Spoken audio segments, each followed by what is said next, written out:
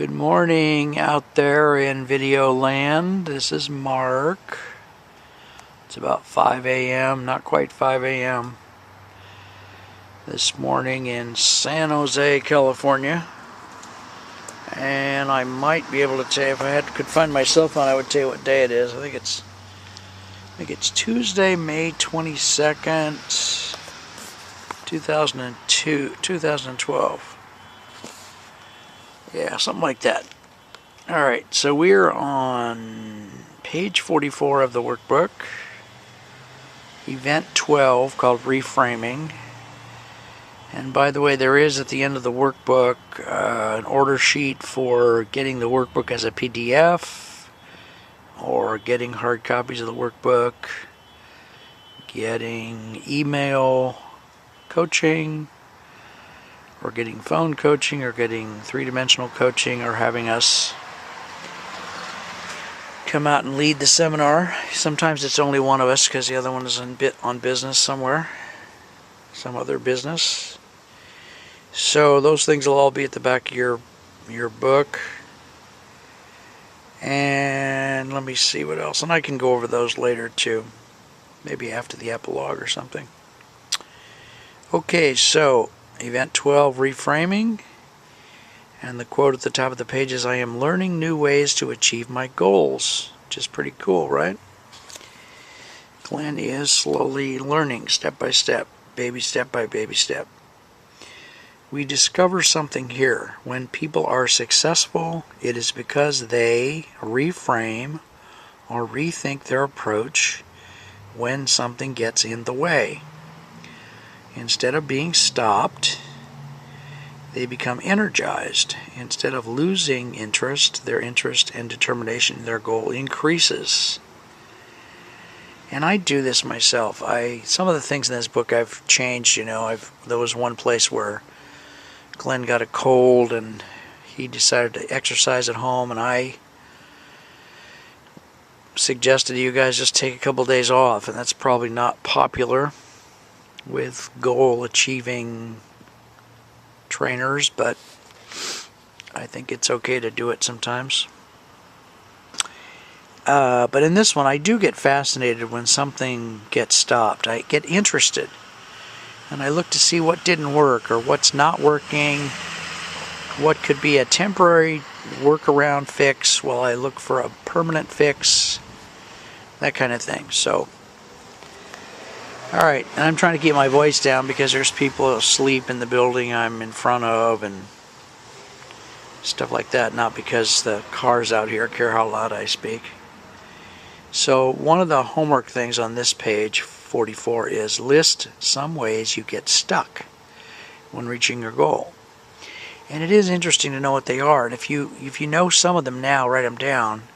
If you don't know all of them now, it would be interesting to keep a list. How and where do you get stuck? What I like doing, and this has grown over many, many years, is I like keeping an Excel spreadsheet of everything I do. Not everything, but of course a lot of projects. And I sign in and out of it by the minute. So if I'm going to work on this, for example, and I were doing it by an Excel spreadsheet, I would have clocked in at like 4:44 a.m.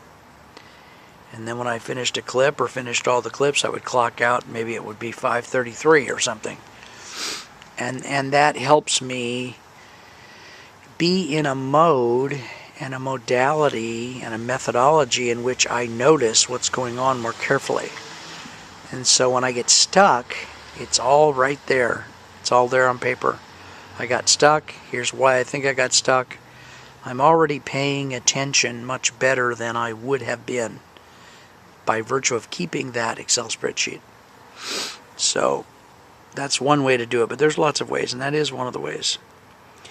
Alright, so Glenn became aware that he was not walking as much as he originally planned. So he sort of did fall off the wagon here, so to speak. He knew he needed to take some steps. Then Glenn began to backslide. He found excuses for not walking.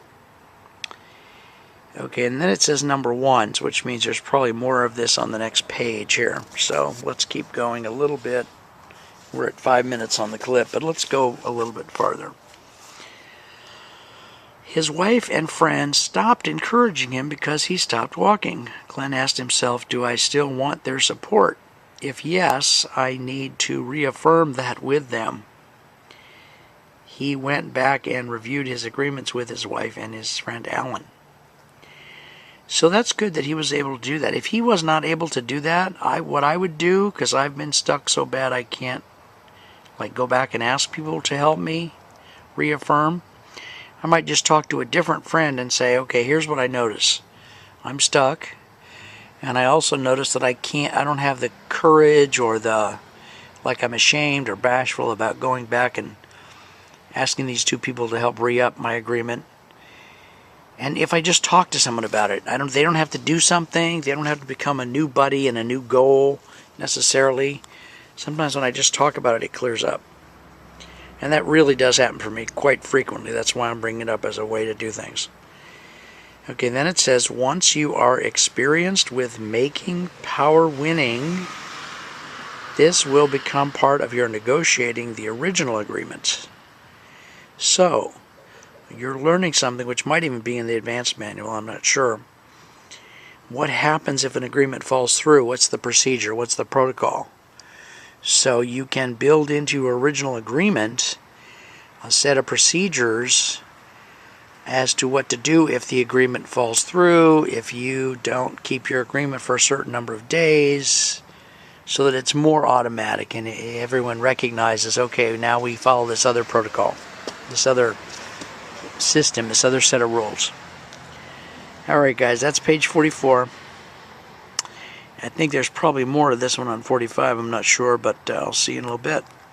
Talk to you later. Bye-bye.